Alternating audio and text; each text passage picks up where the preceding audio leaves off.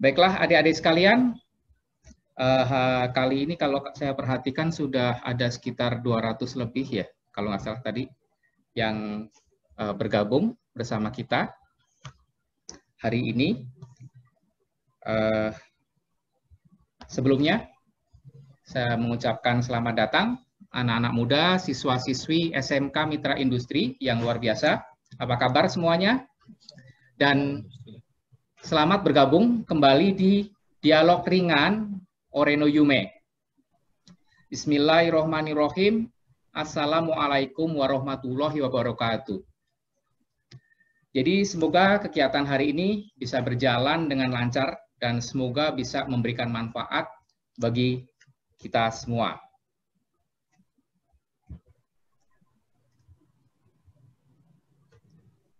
Oke, baiklah adik-adik sekalian, sebelumnya saya ingin menceritakan atau menjelaskan tentang kata Oreno Yume. Mungkin Anda sudah berkali-kali juga mengikuti, dan Anda juga sudah berkali-kali mendengar tentang Oreno Yume. Ore itu adalah gue atau saya, dan Yume atau adalah mimpi. Dan mungkin Anda mengikuti selama ini, kenapa saya selalu dengan memakai topi ini. Sebetulnya karena di dalam topi ini ada tulisan Yume ini. Yume, dream. Gitu. Ya. Jadi Yume itu adalah mimpi. Oreno Yume, mimpi gue, mimpi saya, mimpi Anda semua. Jadi dari sekarang, Anda yang memiliki mimpi yang besar, Anda dari sekarang bangunlah mimpi yang besar, mimpi yang membuat Anda bergairah untuk bersemangat untuk berusaha, dan yang membuat Anda tertantang. Maka tubuh Anda pun nanti akan bersemangat untuk mengejar mimpi tersebut. Jadi bikinlah mimpi. Dan nanti dengan adanya mimpi itu, Anda akan terus bergerak, terbakar oleh gelora mimpi tadi. Dan itu akan tanpa Anda sadari membuat Anda bergerak ke sana, mencapai dan menggapai mimpi-mimpi Anda. Karena itu, milikilah mimpi besar dari sekarang. Dan hari ini, saya ingin ngobrol-ngobrol lagi dengan Anda semua, dan kita kayaknya hari ini akan ngobrolin sesuatu yang seru nih, sesuatu yang menarik, yang bahkan istimewa, karena bisa jadi kesempatan hari ini kesempatan yang sangat langka. Saya agak sedikit pelanin acaranya agar menunggu juga adik-adik yang lain untuk bergabung, karena ini di waiting list masih banyak juga yang menunggu sambil mereka masuk. Jadi hari ini kita akan dapatkan pengalaman yang menurut saya sangat luar biasa buat adik-adik. Tapi sebelum ini saya juga mau nge-share sebuah video. Jadi beberapa hari lalu, minggu lalu, kami itu memesan sebuah barang, sebuah alat, sebuah benda. Kami memesan sebuah alat, kira-kira seperti ini. Nah, jadi videonya muncul ya, sini. Jadi muncul. Tuh. Jadi kami pesan barang kayak gini nih, gede ini. Kira-kira apa ini? Kulkas. Kayak kulkas sih, tapi bukan. Tinggi-tingginya bukan tinggi kulkas, gedenya juga bukan gede kulkas.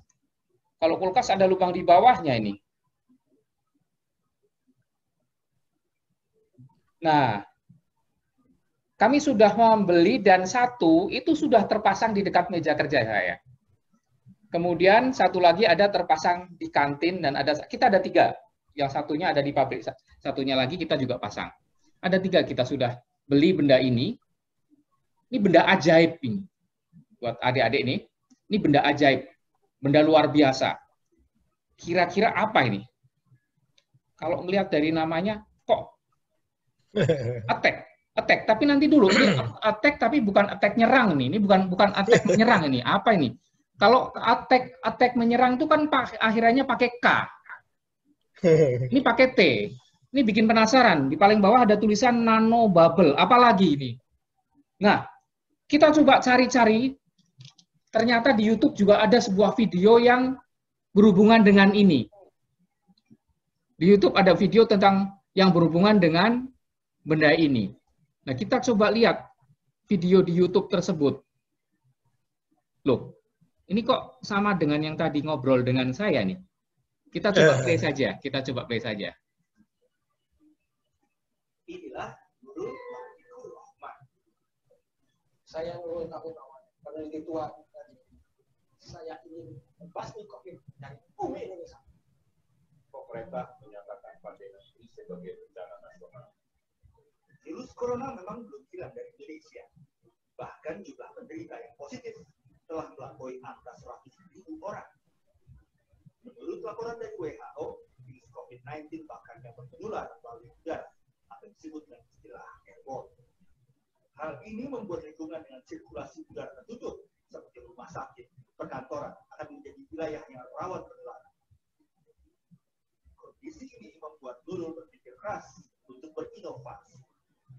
Nurul kemudian membuat urusan propolis dengan teknologi nano.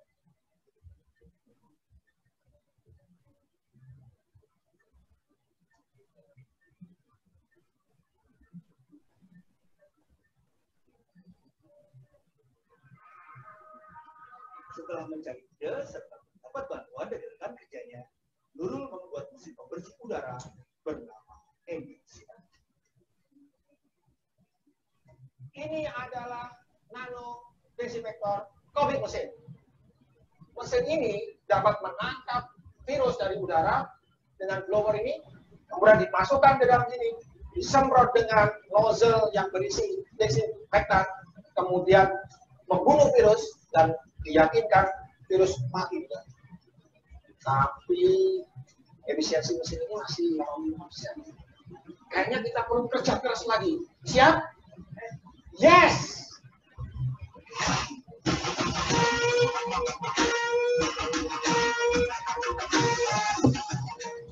Akhirnya, Nurul berhasil menyempurnakan MCM, sekaligus berganti nama menjadi Attack. Inilah Attack. Airborne Nano Trapping Technology for Anti-COVID Treatment. Mesin ini menyedot udara yang berisi virus di ruangan ini dengan mesin blower yang sangat besar, masuk ke dalam sini, kemudian dimasukkan di sini, dibunuh, disemprot dengan nozzle, ini dengan desinfektan, ditambah lagi dengan nanotitania yang dikombinasi dengan UV-Vis, sehingga diyakinkan efisiensi mesin ini membunuh virus mendekati 100%. Attack dapat membersihkan udara secara optimal pada ruangan berukuran 6 x 6 meter persegi. Dan karena hak paten alat ini sudah keluar, Nurul bisa bernafas lega. Ya.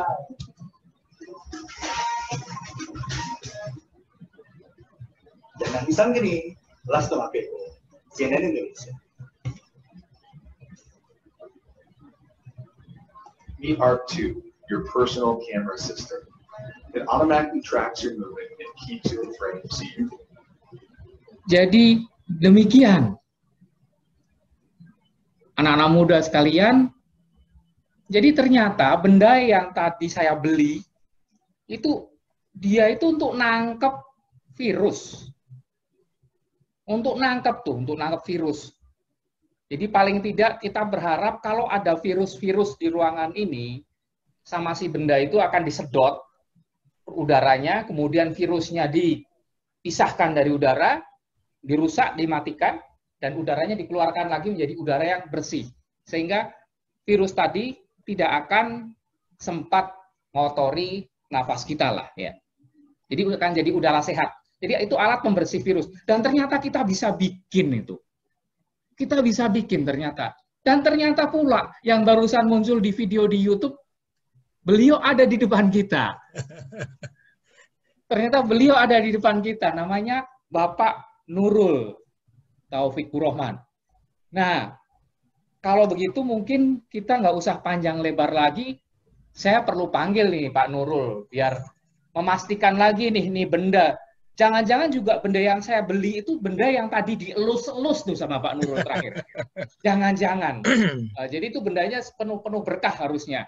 Bisa memberikan, bisa membuat udara di ruangan kami itu menjadi bersih dan segar. Oke, baiklah. Selamat datang Pak Nurul. Selamat siang dan assalamualaikum warahmatullahi wabarakatuh. Salam serta berkata semua, adik-adik semuanya. Salam sehat ya. Ya. Apa kabar nih Pak Nurul? Alhamdulillah sehat Pak. Ya, Alhamdulillah. di pandemi ini ya kita harus selalu sehat, optimis dan olahraga Pak ya. Betul. Dan saya juga melihat dalam kondisi pandemi ini, Pak Nurul dan kawan-kawan tim yang ada sebut juga misalnya tim Nano, itu tetap antusias, tetap berkarya, tetap melakukan banyak hal nih kayaknya. Jadi kayaknya pandemi ini nggak menghalangi untuk tetap terus berinovasi ya Pak ya. Ya itulah Pak. Justru kita new normal ini kan sebuah kebiasaan-kebiasaan baru yang muncul yang perlu tentunya kita respon dengan positif ya. Kita harus segera move on lah bahasanya, nggak bisa terus ini ya. Nah, kita move on Pak. Jadi kita kesempatan untuk move on-nya lebih banyak. Jadi kita menciptakan produk-produk baru jadinya kan. Selama ini kan sudah ada, dengan adanya baru kita juga bisa menciptakan yang lebih baru lagi kan gitu kan. Karena banyak yang mungkin peluangnya kan gitu. Betul. Jadi bahkan kalau kita bisa simpulkan dalam kondisi kayak gini, ini malah kita harus memanfaatkan ya Pak Nurul ya. Memanfaatkan, jadi adik-adik ini harus memanfaatkan, jangan malah diambil kesempatan mumpung misalkan lagi nggak ke sekolah, nyantai-nyantai, tidur-tidur, bukan seperti itu ya. Bahkan sebaliknya ya.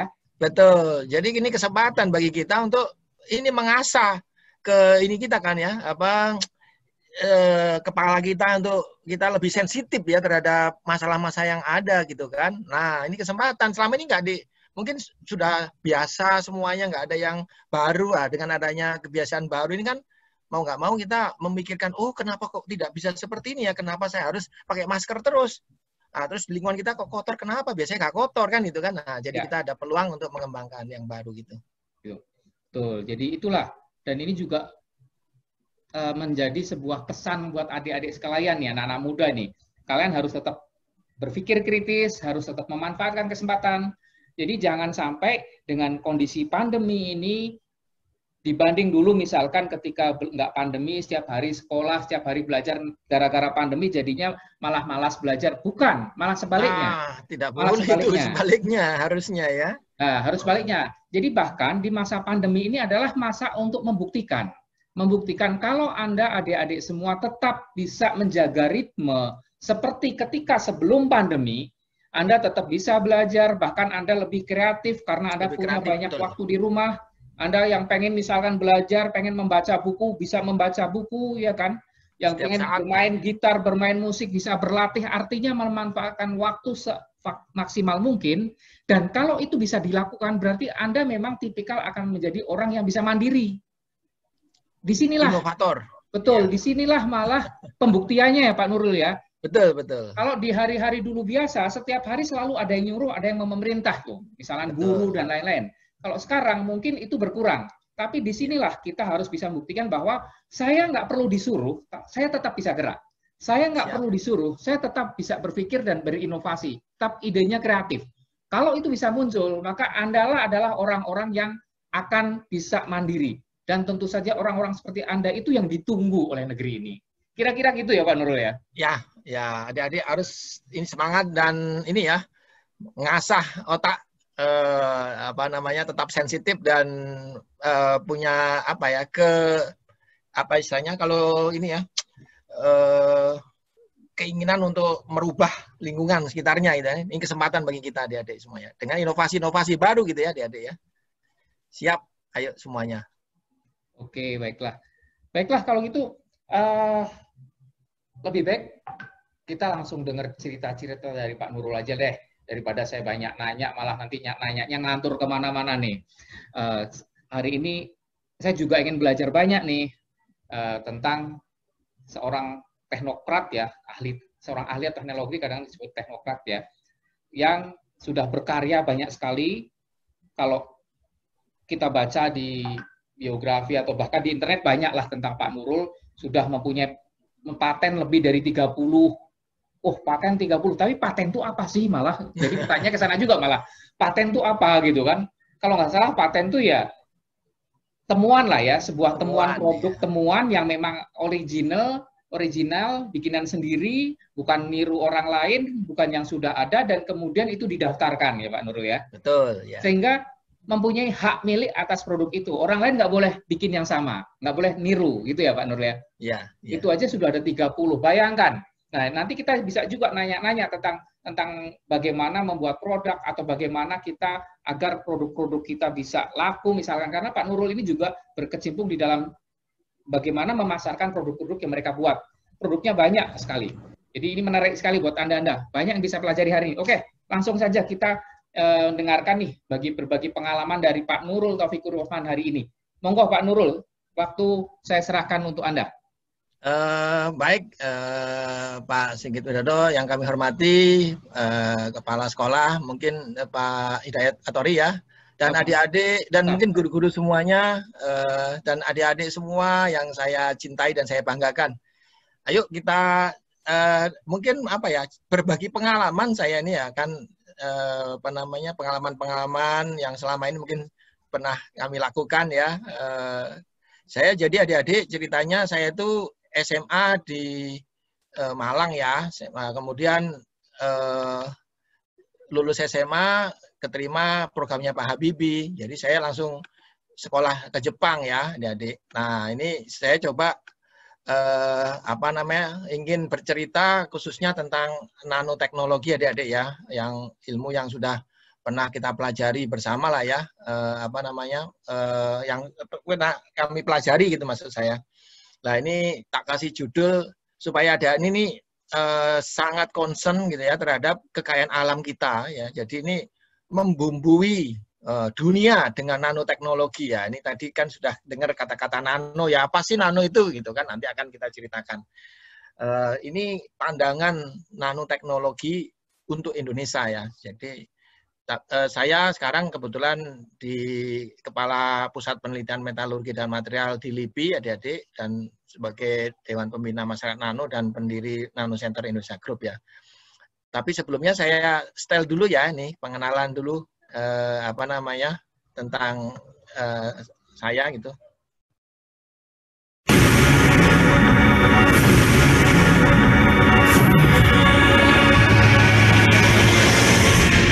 Indonesia dikaruniai sumber daya alam yang begitu melimpah ruah. Namun sayangnya sumber daya alam dan sumber daya mineral yang kita miliki belum menghasilkan Indonesia yang sejahtera, Indonesia yang mandiri.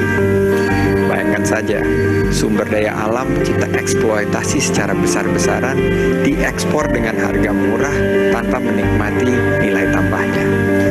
Nah, Dr. Nurul Taufikur Rahman, seorang anak bangsa terbaik, menciptakan nanoteknologi. Sang pakar nanoteknologi ini menghasilkan temuan yang bisa menghasilkan sebuah proses yang menguntungkan bagi bangsa dan negara.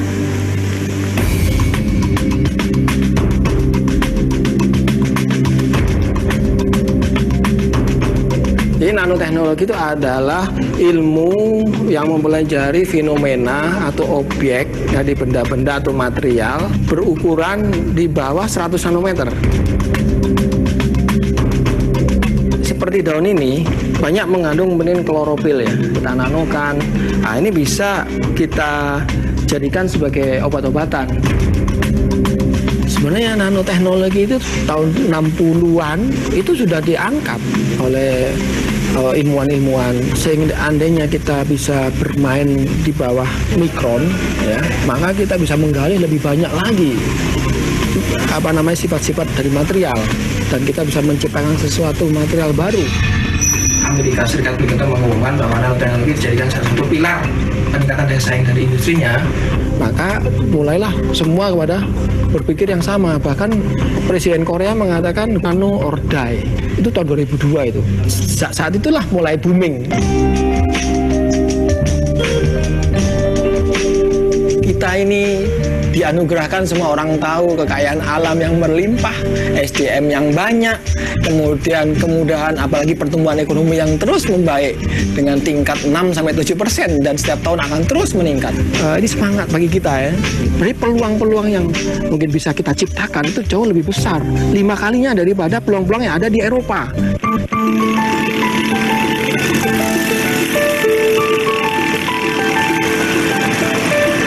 Dr. Nurul Taufikur Rahman dilahirkan di Malang pada 5 Agustus 1970.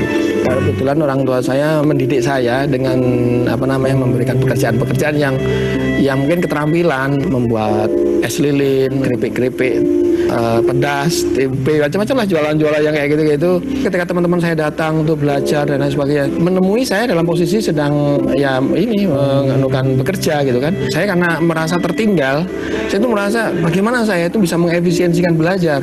Hanya saya sambil mencuri-curi, sambil itu bekerja, membungkusin es lilin dan lain sebagainya. Saya tuh membawa buku gitu, buku ya taruh di samping, saya baca, nah, ini, baca begini, baca gitu.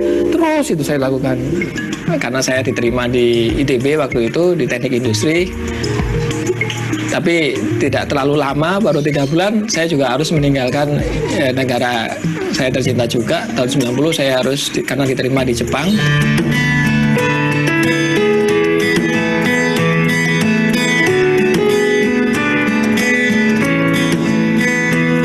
Di Jepang saya selama 14 tahun ya, setelah S1, S2, S3, dan saya bekerja di pusat penelitian daerah di Kagoshima, research centernya gitu di sana. Dan kebetulan saya masuk ke dalam tim project divisi material. Ya, jadi yang ada adalah teamwork yang kuat, yang tertata dalam bentuk sistem yang terintegrasi.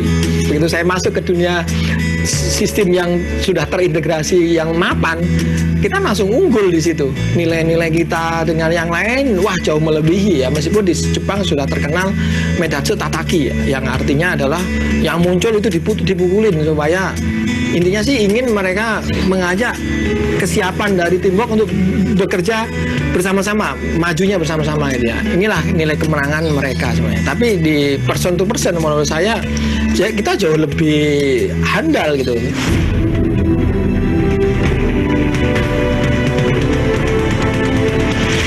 Pengenalan ya adik-adik ya. Jadi saya sempat 14 tahun di Jepang. Saat itu saya pulang tahun 2004. Ya alhamdulillah sekarang di LIPI sebagai peneliti dan mungkin mengembangkan berbagai macam produk-produk ya di Indonesia ya. Ada 4 bahasan yang ingin kami sampaikan. Yang pertama, nanoteknologi itu apa? Tadi disebutin ya, ada nano ya, kata-kata nano. Kemudian Indonesia dalam perspektif nanoteknologi, mimpi Indonesia kita, dan ini untuk adik-adik SDM abad 21, adik-adik itu harus bagaimana, kita harus bagaimana, dan apa yang kita lakukan. Adik-adik tahu apa itu nano? Ini ya, nano-nano, permen nano-nano gitu ya. Nano iPod Pak, nah itu. Nano Rianti Arno, Nano Suratno, ya gitu kan. Nah itu nama artis ya, dari Cilacap. Nano Karno, Pak Ratno Karno. Jadi nano itu adik-adik 1/1 miliar ya, ukuran meter. 1 meter dibagi 1 miliar, jadi itu ya kecil sekali ya, kecil sekali. Jadi berapa sih Pak kecilnya? Nah kalau kita lihat, adik-adik pernah lihat sabun, gelembung sabun yang sudah ada sini nih, ada kayak pelanginya yang mau meletus itu, yang nggak hanya tembus pandang kan? Nah itulah ukuran nano adik-adik. Nah itu ukuran nano. Jadi itu ukuran nano itu seperti itu. Kalau nano itu bumi, kalau meter itu bumi, nano itu bola pimpong adik-adik perbandingannya ya. Jadi nanoscience itu adalah ilmu yang mempelajari tentang objek, sifat, fenomena, berbagai macam benda yang ukuran di bawah 100 nanometer ya, mungkin lebih sampai 1000 nanometer gitu ya. Dan nanoteknologi ya ilmu atau teknik menyusun, mengontrol, membuat atom, karena ini udah levelnya atom adik-adik ya. Molekul-molekul itu dikumpulin, dijadikan sesuatu barang baru lah, bikin material baru untuk membuat new world ya, dunia baru. Jadi ukuran nano itu seperti ini adik-adik nih. Ukuran 1 sampai 100 sih skalanya. Nanti kalau ukuran nano itu ya virus corona itu berapa ini? Virus corona ini 100 nano ini. Dari sini ini virus ya. Nah, masuk ke sini nih, masih nano-nano itu ya. Virus corona itu adik-adik ya. Makanya harus penanganannya harus khusus ya. Nano itu di alam sudah banyak adik-adik sebenarnya. Jadi hewan-hewan di lingkungan kita, tanaman, pohon itu telah menggunakan teknologi nano. Contohnya adalah ini penyu. Penyu itu di dalam otaknya sini ada kayak nano sensor yang mana dia bisa mengidentifikasi arah. Jadi nggak kebelabasan gitu ya. Kalau dia di dalam air laut itu tahu di sebelah sana itu kemarin kita menemukan makanan di sebelah sana. Oh nanti kita pindah lagi ke sana. Itu dia tahu gitu. Nah kalau kita coba di dalam air, bisa-bisa kita nggak punya sensor kemana kita nyasar gitu kan? Ya nggak ngerti. kupu-kupu warnanya berbalik macam. Ini kunang-kunang adik-adik ya, kunang-kunang bawa generator listrik sampai itu pagi juga masih nyala ya. Atau bunglon tiba-tiba nempel di dinding warnanya berubah. Atau nih cicak, adik-adik cicak ini kok nggak jatuh dia balik ini kan. Nah itu ternyata di kakinya ada spatula namanya ya. Atau macam-macam nih laba-laba ini semua udah semakin besar makin aneh.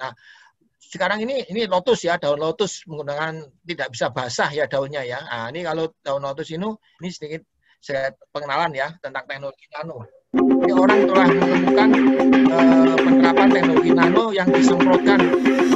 Ini seperti kalau dari seperti lagi nano udah nggak nempel ya airnya ya, bukan nggak nempel ya. Jadi nanti apa namanya rumah kita blok gitu kan. Nah ini dikasih nano nggak bisa kena air ya. Nah gitu ya. Nah ini lah pakai teknologi nano ini ya. Tidak bisa kotor ya rumahnya ya. Nah ini teknologi nano. Terus apa namanya? Nah ini kosangan kita ini kan sering adik-adik ini. Nah nggak kotor pakai teknologi nano dong ya kan. Apalagi mesin ya, pemesinan ya, kasih oli kotor ya, nah kita itu nggak kotor ya. Nah kan nggak kotor. Jadi itu ya kalau teknologi nano ya. Jadi tisu yang sudah dikasih nano juga nggak basah ya. Semprot nano aja dia semprot saja. Apalagi ini kan nggak basah tuh kan. Nah tisunya udah pakai nano ya. Nah ini pakai baju yang sudah semprot nano nih, baju nano aja. Tuh kan, nggak kotor kan? Pakai nano kan? Ini pakai nano dia nggak kotor.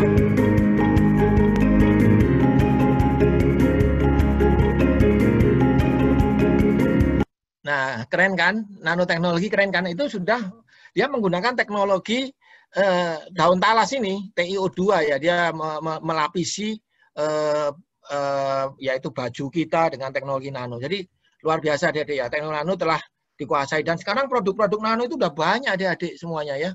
Coba ini semuanya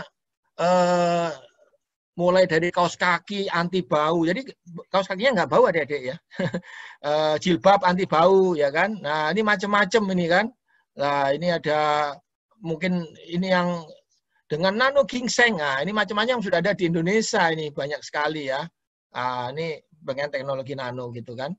Katanya ya menurut adik-adik teknologi nano itu gimana ya Pak Nurul gitu kan. Nah itu bisa sampai ini ya kebanyakan tuh bukan hanya electrical ya, elektronik, kosmetik, personal good care itu 60% adik-adik produknya ya. Mungkin coating tadi ya.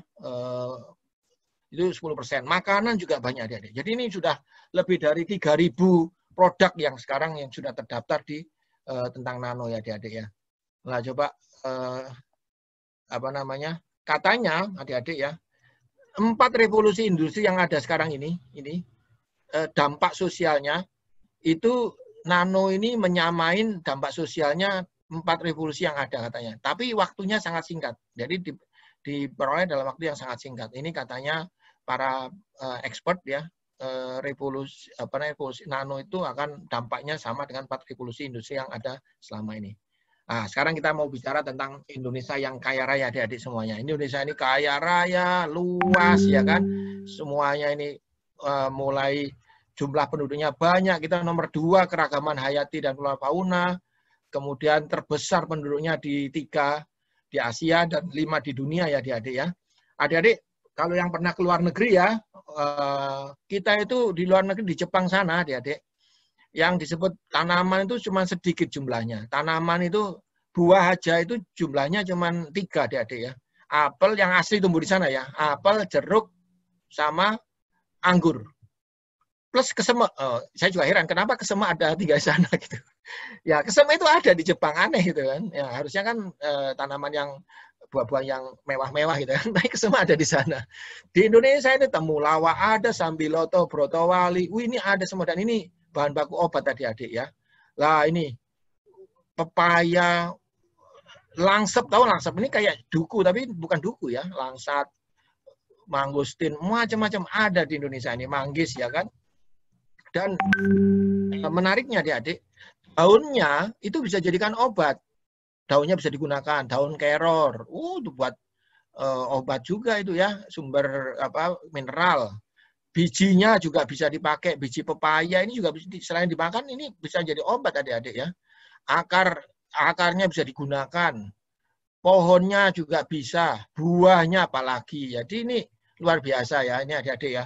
Jadi Indonesia itu kaya ya, dan ini bisa digunakan untuk berbagai macam obat-obatan. Nah, ini contoh adik-adik. Kalau kita bisa menggunakan teknologi ya. Bayangkan adik-adik, ini kunyit. Kunyit itu di pasar, kadang-kadang adik berapa ngeliat? Harganya 3.000, 4.000 gitu kan. Coba kalau itu kita nanokan adik-adik. Dinanokan, harga nano kunyit tahu nggak adik berapa? 1 juta adik-adik. 1 juta rupiah. Ya kan?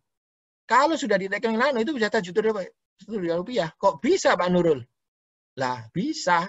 Itu karena pakai teknologi gitu kan. Coba bayangin. Ini adik-adik, manggis. Ekspor buah segar terbesar di Indonesia itu ternyata manggis adik-adik. Manggis itu 80% diekspor ternyata. Ternyata selain bijinya, orang itu jualan kulitnya ini dinanukan adik-adik. Dibuat untuk minuman dan sebagainya. Harganya lebih mahal dari manggisnya adik-adik. Luar biasa. Ini harga manggis itu kalau dinanukan bisa sekilonya bisa 1 juta adik-adik. Kalau diolah adik-adik. Karena ini banyak antioksidan, banyak bahasanya zat-zat yang bisa menyehatkan badan. Adik-adik tahu ini cumi-cumi kulitnya kerang, kulitnya kerang, kulitnya apa namanya? Kepiting, udang dan sebagainya. Ini bisa digunakan untuk anti aging. Jadi adik-adik bisa tetap segar pakai kosmetik ya. Kami juga mengembangkan itu untuk obat diabetes, luka atau itu untuk berbagai macam kepentingan. Ini saya jual adik-adik. Kita bisa kalau kita olah sampai harganya sekilo itu 6,5 juta. Padahal ini kulitnya udang dibuang oleh kita. Betul nggak adik-adik? Nah, kita udah makan udangnya enak. Kulitnya bisa diolah harganya lebih mahal lagi adik-adik. Itulah teknologi nano adik-adik ya. Lah, karang. Nah, ini adik-adik ketemuin karang itu kan. Ini sumber kalsium nih. Kalau dinanokan ini bisa dipakai untuk orang-orang yang osteoporosis gitu ya, adik-adik. Dan kalau dijual lumayan harganya ya. Itulah teknologi nano adik-adik. Ini coba banyak produk-produk kalsium suplemen itu. Ini luar biasa Indonesia ini kayanya kan. Nah, ini contohnya adik-adik. Berbagai macam ada propolis, spirulina, ginseng, tongkat ali, macam-macam. Pasak bumi ini bisa kita nanokan. Jahe itu kayak gini kalau adik-adik bubuk jahe kalau dikasih air kan ngendap nih. Nah, kalau kita nanokan adik-adik seperti ini. Bening, ya kan? Dan harganya jadi mahal. Diminum nggak usah banyak-banyak, sedikit tapi berkhasiat. Itu teknologi nano adik-adik ya. Dengan teknologi nano kita jahe yang harganya sekilonya cuma 10.000 bisa menjadi 600.000 kan gitu ya adik-adik. Itu teknologi. Dengan teknologi nano adik-adik kita bisa meningkatkan ekonomi Indonesia ya kan. Kita nggak usah bikin banyak-banyak ini jualannya, tapi sedikit-sedikit aja harganya tapi mahal ya kan. Contohnya ini adik-adik. Saya beli laptop saya ini super slim ini 10 juta. Ya kan? Itu kalau orang petani mau beli laptop adik-adik, bayangkan kalau mau beli laptop dia itu harus membuat 2 ton kunyit. Berapa lama menanamnya coba? Berapa, kalau nggak salah ini 300 meter atau setengah hektar dia harus bangun dan hampir setahun ditanam, ya kan? Lama. Setelah itu diekspor besar-besaran ke luar negeri, dikeringkan saja diekspor. Harganya cuma 8.000 per kilo. Tapi kalau saya nanokan, ini 1 kilo. Saya beli laptop saya nih adik-adik ya. Saya beli laptop ini, itu cuma tuker 5 kilo kunyit adik-adik. Jadi saya cuma tuker 5 kilo kunyit saya. Jadi saya beli laptop itu cuma 5 kilo, pakai 5 kilo kunyit saya nanokan sajalah, ya kan? Enak kan? Percaya nggak adik-adik ini? Wah, nggak tahu Pak Nurul, saya nggak percaya. Ya nggak apa-apa sih adik-adik, nggak percaya juga nggak apa-apa. Ini biarin aja. Yang kayak gini biar kita-kita aja yang main gitu. Coba dari searching ya di internet ya, nanokurkumin. Coba ini dilihat. Jualan berapa harganya coba? Nih harganya berapa nih? Mahal adik-adik ya. Jadi kami bikin produk-produk ini adik-adik ya. Coba, saya itu beli handphone yang 2 juta yang canggih ini adik-adik. Hanya 1 kilogram kulit manggis adik-adik. Tuker, saya nanokan. Oh mau beli ini handphone, baik kalau gitu. Saya kasih tuker 1 kilo ya kulit. Nah kan enak ya, kulit manggis kan gratis. Coba di searching. Nanoxan Gold. Nah, mangustin ini coba. Harganya berapa tuh Pak ini? Jadi dengan teknologi nano adik-adik, kita orang minum obat, minum seperti ini, kebugaran, kesehatan, kecantikan, itu tiap hari adik-adik. Adik-adik benar kan? Kalau kosmetik kan tiap hari kan? Iya betul nggak? Minum obat sehari 3 kali kan? Kalau adik-adik beli laptop sehari berapa kali? Oh, setahun juga belum tentu sekali, Pak. Kalau nggak dapat juara, nggak dibelikan, Pak. Betul nggak? Beli HP berapa kali setahun? Belum tentu, Pak. Kalau nggak nyemplung WC, dicuri orang, nggak beli, Pak. Nah, kan gitu. Mereka itu jualan di luar negeri, jualan seperti ini, dan investasinya besar untuk membuat komputer adik-adik. Tahu sendiri ya, adik-adik sekarang di di sana ya, di industri kan mahal investasinya. Tapi membuat teknologi ini tadi, nano, itu nggak usah mahal-mahal, harganya bisa tinggi. Ya itulah makanya ada tsunami nano adik-adik. Sekarang dunia-dunia barat, dunia-dunia maju kebingungan melawan teknologi nano yang mengolah bahan baku sumber daya alam Indonesia yang buah-bahan Cina, India ini telah menguasai dan menjadi perusahaan-perusahaan raksasa ya dari nano karena untungnya banyak. Dan pemain nano itu adik-adik bukan perusahaan raksasa. Jadi large company, perusahaan besar itu hanya 10%. Kebanyakan yang bermain adalah startup, perusahaan kecil-kecil, 40%. Dan universitas, ya, research institute. Jadi ini ilmuwan, ini bisnisnya para ilmuwan adik-adik. Kalau adik-adik, kan ini sekolah ya, mau jadi ilmuwan kan ya. Jadi ini kan, ayo jadi orang yang SDM yang unggul ya. Ayo kita main di nano ya, ini 72% lebih ya. Ini. Berikutnya ini saya coba ini memberi semangat ke adik-adik mimpi tentang Indonesia kita. Jadi mimpinya Indonesia, orang-orang di luar negeri, itu tahu nggak adik-adik? Mimpi orang Eropa terhadap Indonesia tahun 2020. Ini ditulis di PricewaterhouseCoopers. Ini adalah salah satu agensi ternama di dunia. Itu menuliskan bahwa Indonesia akan menjadi negara maju 1-7 ya di dunia tahun 2050. Percaya nggak adik-adik? Ini orang Eropa loh yang ngomong. Indonesia akan menjadi negara maju di dunia. Nomor 1 sampai nomor 7 ya. Ini orang Eropa. Kemudian ekonomi Indonesia itu telah membuat visi Indonesia 2030. Dan mereka merespon bahwa benar tahun 2030 Indonesia ini akan menjadi negara maju yang unggul dalam pengelolaan kekayaan alamnya. Kurang 10 tahun lagi adik-adik. Berarti kurang umur berapa adik-adik sekarang? Kalau adik sekarang umur 16, 15 ya kan, atau 17, 27 pas hebat-hebatnya adik-adik negara Indonesia menjadi negara maju. Betul nggak? Kalau sekarang adik-adik itu bekerja keras, belajar benar gitu kan, nanti adik-adik lah yang akan memiliki Indonesia ini gitu kan. Coba ini dengerin omongannya, mimpinya orang-orang Malaysia ini adik-adik. Ini anggota DPR Malaysia ini adik-adik. Tahun 2032 penganalisa ekonomi meramalkan kuasa besar ekonomi dunia akan berada di tangan China. China akan menjadi pemimpin ekonomi, diikuti oleh Amerika, kemudian India, Jepun, Jerman, dan paling mengheran menakjubkan kita ialah Indonesia akan menjadi negara top 10 kaya di dunia kira-kira 12 tahun yang akan datang. Indonesia, negara yang begitu teruk ekonominya tahun 60-an. Rasuah bermerajalela. Korupsi ya. Bila kita nak keluar daripada Jakarta ataupun Medan, poket kita ditepuk oleh pegawai custom. Bapak tinggalnya rupiah ya. Tanda tali silaturahmi. Silaturahmi kepala bapak ya. Artinya kalau ada sedikit uang rupiah mereka minta untuk uang kopi. Ini 15 tahun dulu. Setelah berlaku reformasi, munculnya Bapak Habibie. Betulkah pemerintah mereka memperbaiki sistem pemerintahan? KPK-nya terlalu berkuasa. Sehingga lebih 7 menteri telah masuk jail. Gubernur berlambak-lambak.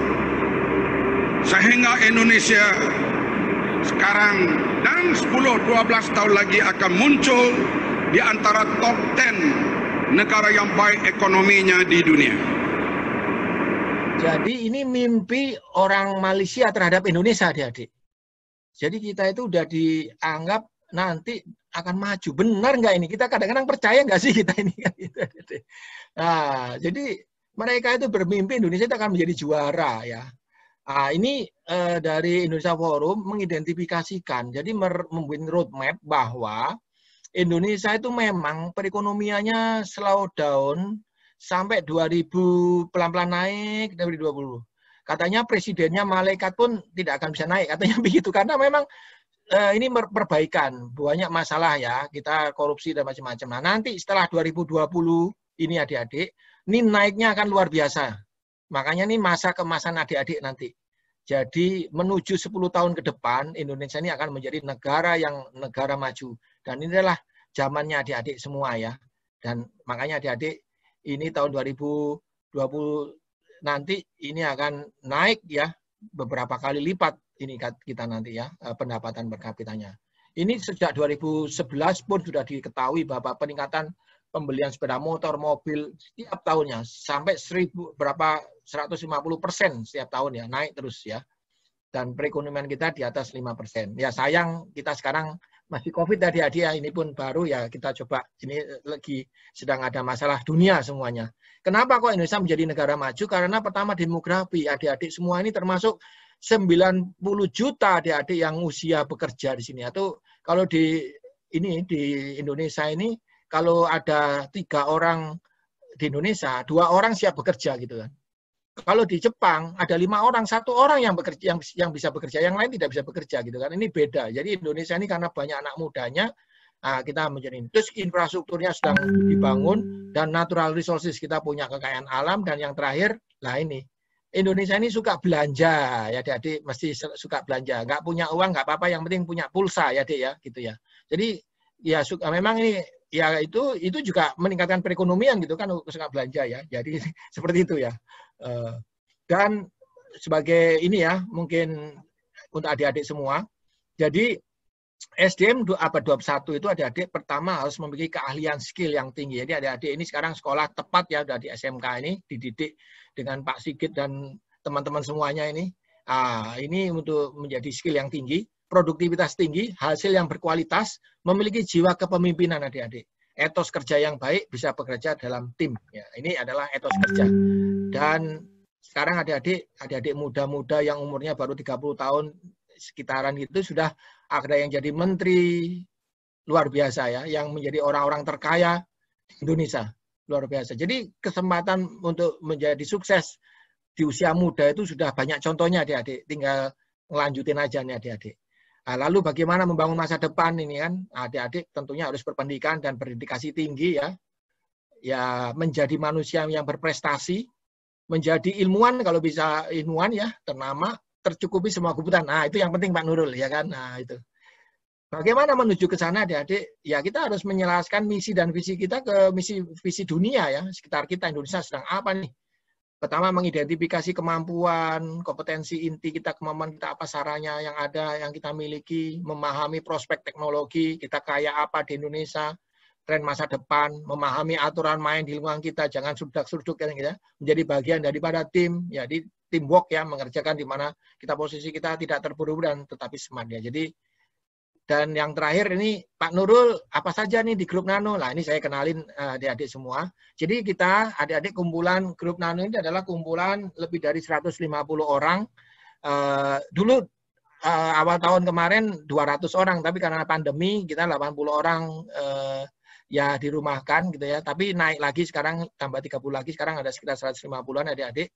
Ini adalah direktur-direktur dan manajer-manajer di grup kami yang umurnya baru 25 tahunan ya, lulus S1 gitu kan. Nah, ada yang lulus SMK juga, ini ada Mas Rengga ini lulus SMK tapi beliau jadi CEO, jadi direktur juga di Scooters ya.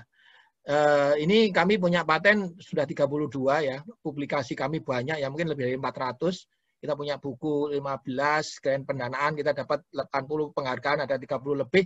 Nah, adik-adik, apa sih sebenarnya dari capaian ini ya, kita ingin membawa hasil-hasil untuk bisa bermanfaat di masyarakat. Mungkin adik-adik kalau ngeliat di internet 10 tokoh penemu nasional itu kan tahun 2000 versi Tempo, versi media juga ada beberapa ya, mungkin berbagai macam versi. Ya ini cukup banyak kalau dilihat. Nah, ini penghargaan dari Pak Pansabar, Pak Menteri, terus Menteri Pak Nuh, Pak Habibie, Pak Wakil Presiden sebelumnya. Terus Pak Habibie lagi saya dapat dari ITB, BPPT. Terus kemarin dari Pak Yusuf Kalla 2015 dengan Pak Gubernur Jawa Barat, Pak Ridwan Kamil bersama menerima penghargaan di sana Wakil Presiden Pak Yusuf Kalla waktu itu dari WIPO. Dan adik-adik kita sedang mendirikan Nano Center, di mana di sini pusat kumpulannya adik-adik muda, ada Nano Edu nanti saya kenalin ya. Nah, di sini pendiri-pendirinya ada Mas Suryan Daru, ini dari Pak Ikono dari Nanyang University dari Singapura, terus ke Jepang, ada ini dari Korea, dan ini kami ya, saya dari Jepang, ya ini gabungan lah. Ini ilmuwan-ilmuwan, dokter-dokter, profesor-profesor yang gabung bersama kami untuk membuat sebuah ini ya produk-produk ya. Jadi adik-adik yang muda-muda nanti entrepreneur kan, punya jiwa entrepreneur, ditemukan dengan saintis.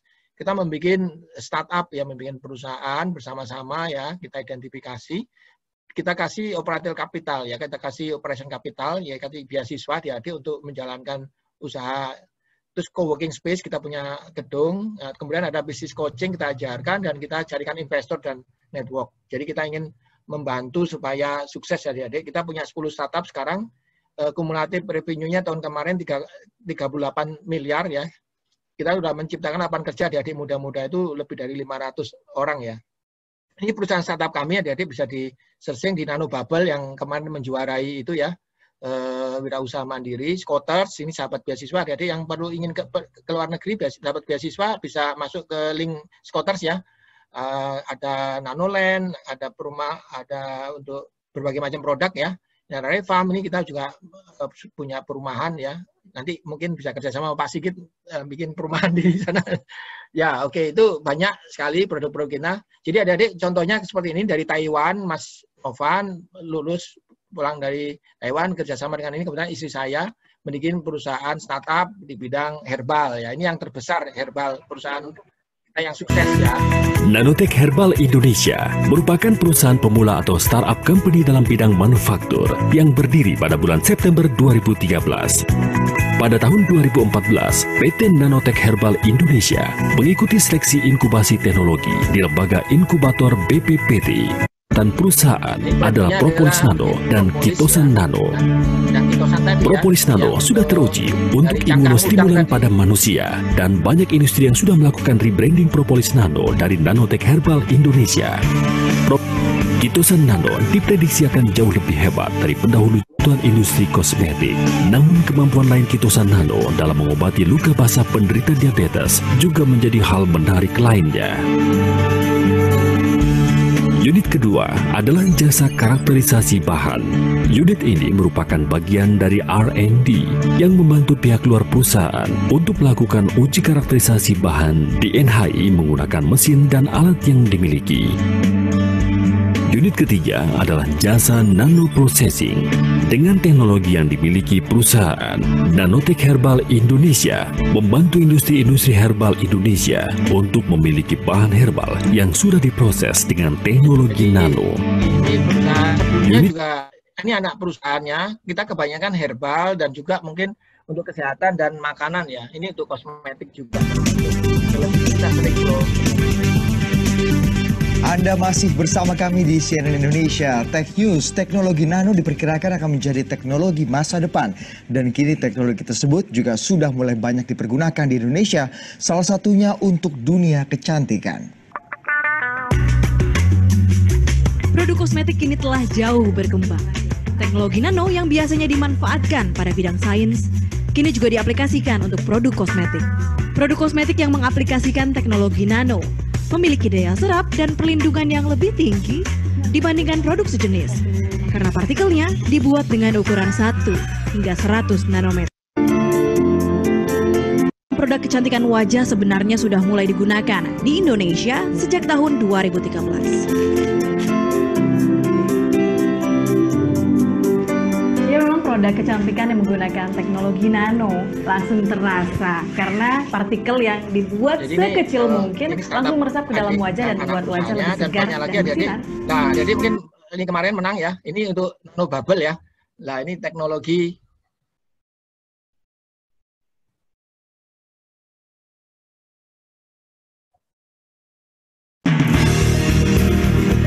Halo, saya Dedi.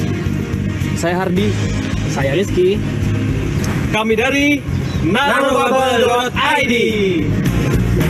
Kita merupakan dari tim Nanobubble ID yang merupakan startup mesin aerator berteknologi nano, di mana menghasilkan gelembung oksigen berukuran nano yang bisa mensuplai oksigen di tambak udang ataupun tambak perikanan.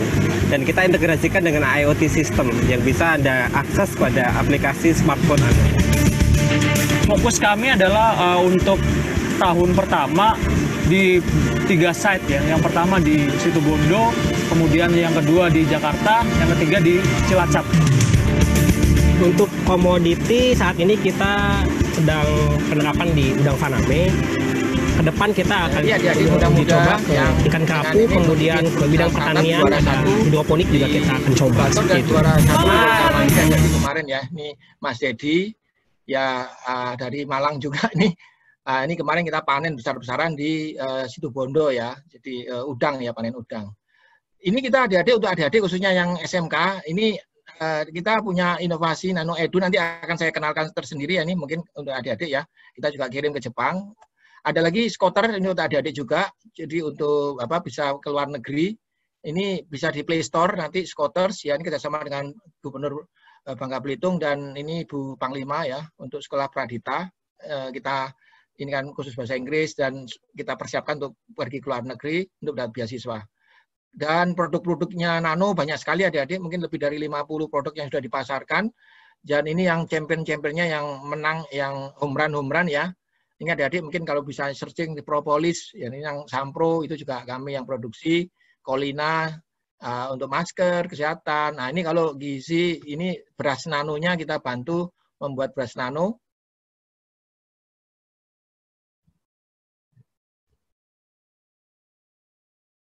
Terus mungkin yang kemarin keluar 2018 ya, kosmetik. Gak perlu khawatir karena kulit kusam. Gizi Essential White cerahkan wajah cantikmu.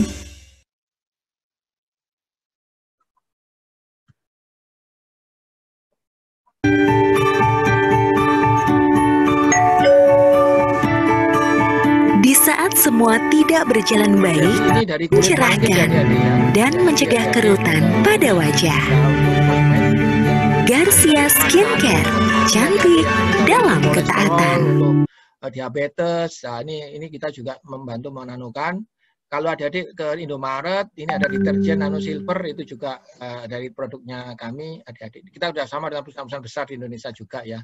Dan itu adik-adik, ini sebagai tambahan ini ya. Ini adik-adik kita punya Nano Edu, mungkin Pak Sigit memperkenalkan. Jadi kita ada startup Nano Edu yang untuk membantu adik-adik muda, khususnya di usia siswa-siswa untuk mulai kita punya bootcamp, entrepreneur bootcamp, career development ya. Ini ada beberapa kegiatan ya, ada program bimbingan sehingga kita menjuarai adik-adik menjuarai lomba-lomba itu kemarin ya. Itu ada yang juara ini kemarin di LIPI juga juara, itu dari bimbingan dari kita. kompetensi-kompetensi, terus menggali ide, permasalahan, pakai plan, terus kita bikin project-projectnya, terus di pitch ya inovasinya. Nah ini kita salah satunya adalah Mbak Rizkia Farzia ini kita kirim ke Jepang. Ini ternyata padahal SMK dari SMA ini ya juara ini ya dari MAN ya, MAN 2 Malang ya. Ini didapat best poster presentation ya. Padahal masih SMA. Teman-teman yang lain di Jepangnya masternya gitu. Nanti kita kirim ke Singapura Innovation Bootcamp ya, menuju Singapura untuk mempresentasikan hasil ini dan kita mendapatkan ini sudah dipatenkan ya. Kita bantu mematenkan. Jadi kita juga membantu mematenkan penemuan adik-adik. Ini juga kita patenkan. Jadi adik-adik ini usia SMA seperti adik-adik, tapi temuan-temuannya ini bikin nasi rumput teki gitu. Nah, ini menarik ini ya. Nah, ini formulanya macam-macam lah. Nah, ini kita bantu mematenkan ya. Jadi keren ya kalau nanti sekolahan punya paten. Waduh, anak-anak ini gitu kan. Dan ini kita bisa bantu, tidak perlu membayar mahal ya. Jadi yang mengelola patennya adalah Nano Center kami ya. Jadi sekolahnya adalah penemunya, mungkin di situ ada mahasiswanya, siswanya dan juga mungkin gurunya dan mungkin kepala sekolahnya bisa masuk sebagai ini ya, sebagai penemu gitu ya. Jadi kami bisa membantu memanage paten-paten ini gitu ya. Terus ini kami membuat 300 inovasi siswa Indonesia. Ini dikasihkan ke Pak Menteri, Kemendikbud waktu itu. Ini aplikasinya contoh-contoh nanti adik-adik bisa melihat ya. 300 inovasi itu luar biasa adik-adik. Ini ternyata di usia dini ya adik-adik di masa pandemi ini adik-adik kreatif. Dulu kita kemarin sore.com ya. Dulu mungkin kalau nggak universitas ilmunya nggak, tapi karena adik-adik ini masih kecil-kecil juga hebat ya. Temuannya luar biasa ya. Nah, ini kita kerjasama dengan Gubernur Bangka Belitung. Kemudian nah begitulah adik-adik semuanya ya. Jadi dengan kalau kita bicara masa teknologi kita selalu ketinggalan, tapi dengan nanoteknologi adik-adik kita akan bisa menjadi di depan ya. Ini sebagai penutup bagaimana menguasai teknologi nano untuk meningkatkan sumber daya Indonesia menjadi negara maju adik-adik ya kita perlu ilmuwan ya adik-adik ini SDM yang handal yang sekolah yang benar adik-adik hasil riset yang bagus berbasis sumber daya alam di sekeliling kita apa gitu itu ditemukan ya, teamwork yang solid, networking, strateginya bikin perusahaan startup nanti bisa tuh kerja di ini atau kolaborasi dengan Litbang ya, Universitas MKN dan lain sebagainya. Nah, ini sebagai penutup saya setel lagi video terakhir ya.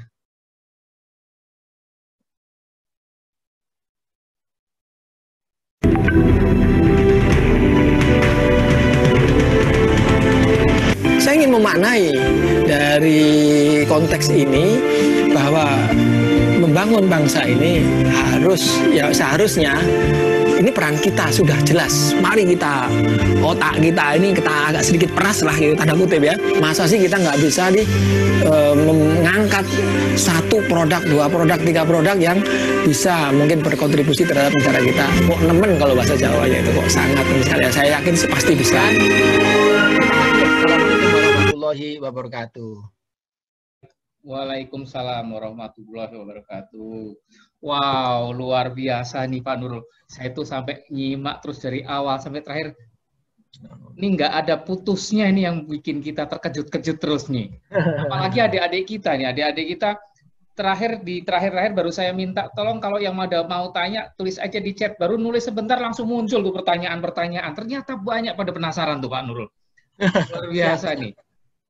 Dan kita melihat satu fenomena baru ya, kalau saya melihat dari apa yang dilakukan oleh tim Nano di dalam berbagai macam kegiatan, seperti tadi terakhir sekilas Pak Nurul juga ceritakan, kalau dulu zaman kita itu kan kayaknya ketika kita masih SLTA gitu kan, level-level itulah ya, seolah-olah orang yang harus berpikir susah atau berkreasi itu kayaknya harus sekolah tinggi gitu ya Pak ya? Betul. Tapi kalau melihat sekarang, ternyata yang berpikir seperti itu dan mampu itu ternyata sekarang malah muda-muda juga banyak sekali ya. Betul, ya. Jadi nggak harus misalkan sudah kuliah tinggi atau sudah kuliah jauh, bukan seperti itu. Kreativitas itu ternyata tumbuh sekarang di mana-mana. Bahkan di tempat-tempat yang kita nggak duga ya Pak Nurul ya. Iya, betul. Nah, jadi ini juga bisa menjadi penyemangat nih adik-adik sekalian bahwa Anda semua ini adalah bagian dari yang bisa mempunyai kesempatan-kesempatan seperti yang tadi disampaikan oleh Pak Nurul. Juga saya bisa mengomentari tadi yang disampaikan oleh Pak Nurul tentang Indonesia ke depan. Kebetulan yang tadi di-share adalah pidatonya orang Malaysia, politikus Malaysia. Politik Malaysia itu. Politikus Malaysia, tapi ngomongin Indonesia, artinya itu lebih jujur lah daripada kalau kita yang ngomong gitu loh. Betul. Karena itu yang ngomong orang lain nih. Ya. Nah, mereka melihat seperti itu. Mereka melihat Indonesia 2032 itu paling nggak akan menjadi negara besar. Nah, yang kita perlu bayangkan sekarang, mengapa mereka menjadi berpikir seperti itu kan, Pak Nurul? Betul. Nah, karena sebenarnya mereka itu melihat ya anak muda ini, adik-adik kita ini. Mereka melihat Anda, adik-adik muda yang sekarang lagi pada sekolah ini, bagi mereka Anda itu adalah orang-orang potensial. Karena pada 2030 itu yang akan menggerakkan bangsa ini itu bukan kami, bukan saya, bukan Pak Nurul. Ya kan? Yang akan menggerakkan bangsa ini itu adalah Anda, adik-adik semua. Jadi sebenarnya Anda-lah yang akan membuat Indonesia itu menjadi negara besar. Dan ini adalah kesempatan Anda ke depan, mulai sekarang.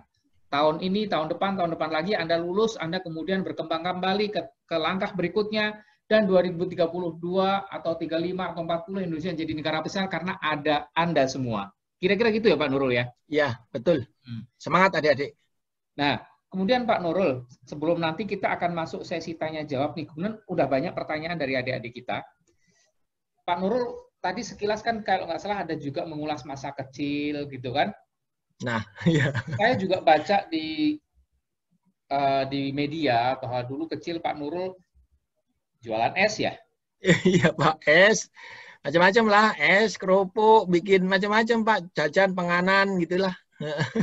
Itu untuk uang sangu atau gimana itu? Ya betul, saya bikin untuk ya uang saku kita lah ya, karena kan kita kan ya dikatakan kekurangan sekali juga enggak ya relatif untuk mencukupi ya kebutuhan ya. Tapi kalau kita tidak bekerja seperti itu ya mungkin kita tidak sampai sekolah seperti ini Pak. Ya. Gitu ya. Artinya juga sebenarnya Pak Nurul juga sudah mengetahui benar dan menjalankan, merasakan benar sebuah perjalanan yang kalau bisa bilang dari nol menjadi dari nol menjadi yang luar biasa gitu kan. Bukan dari luar biasa ke luar biasa ya. Kalau dari luar biasa ke luar biasa itu nggak aneh ya. Misalnya, ya mohon maaf, misalnya anak konglomerat gitu, kemudian jadi pengusaha, itu nggak ada istimewanya gitu. Kan dari nol. Nah, artinya berarti itu pun bisa terjadi pada adik-adik kita ini semua dong, kan gitu kan? Pasti. Ya kan? Apalagi pasti. Mereka bisa jadi mereka bahkan lebih banyak beruntungnya mungkin dari Pak Nurul. Iya. Gitu. Jadi mereka peluang untuk menjadi luar biasa juga sangat besar, ya. Kalau saya simpulkan gitu. Ya betul. Oke. Baiklah Pak Nurul, ada beberapa pertanyaan-pertanyaan nih yang disampaikan adik-adik. Jadi saya akan bacakan dulu pertanyaan yang ada di chatting, dan kemudian nanti kita juga kasih kesempatan sebelum closing adalah tanya jawab langsung dari siswa. Nah di chatting ini ada beberapa pertanyaan. Yang pertama terkait attack tadi ya. Ini pertanyaan sederhana aja karena ada beberapa yang lain nih. Kalau terkait attack itu hanya pertanyaan itu satu mesin berapa luas sih bisa dibersihkan gitu kan kira-kira.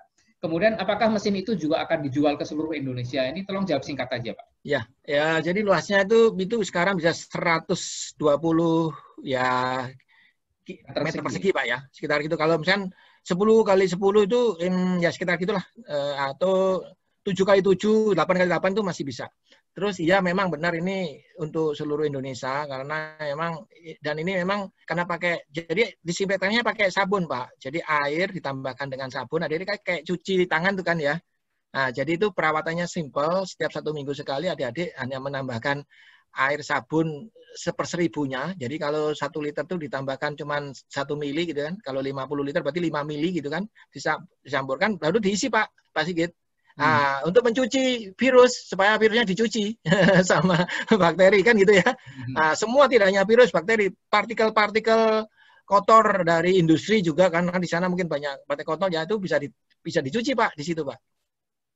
Oke. Di pabrik-pabrik mungkin nanti ya. Dan itu juga akan dijual ke seluruh Indonesia gitu Pak ya? Betul, seluruh Indonesia karena ini akan dimanfaatkan, bahkan di masjid-masjid juga sudah pada minta Pak. Kita sedang menunggu ya mungkin off the record ya kita menghadap Pak Wakil Presiden ini. Oke, berikutnya Pak Nurul. Ada pertanyaan tentang nano program kalau nggak salah tadi ya? Ya, nano edu ya. Apakah nano edu bisa diakses yang belum lulus, Pak? Gitu. Justru kita ini sedang yang belum lulus, kita itu melakukan beberapa pembinaan di sekolah-sekolah di Depok, beberapa cukup banyak. Dulu kita melakukan pembinaan di sekolah-sekolah di Sumatera, bahkan di Kaur ya, SMA Pentagon, Bengkulu, di Bengkulu ya, di Sumatera Bengkulu, dan di mana-mana di Depok ini beberapa kita juga melakukan pembinaan di SMK dan ini untuk melakukan ini Pak. Bahkan ada beberapa SMK yang kita kerja praktek di tempat kami untuk kerjasama dan sebagainya. Ya semoga bisa kita sinergikan Pak ya Pak ya. Kita bimbing nanti Pak, misalkan buat bootcamp macam-macam atau kegiatan-kegiatan kita ada Pak. Ada ya. Pak Nurul, berikutnya adalah ini pertanyaan tentang lebih ke apa ya? Motivasi atau apa. Pak, bagaimana sih Bapak bisa mendapatkan ide tentang membuat barang kok ke arahnya nano gitu loh?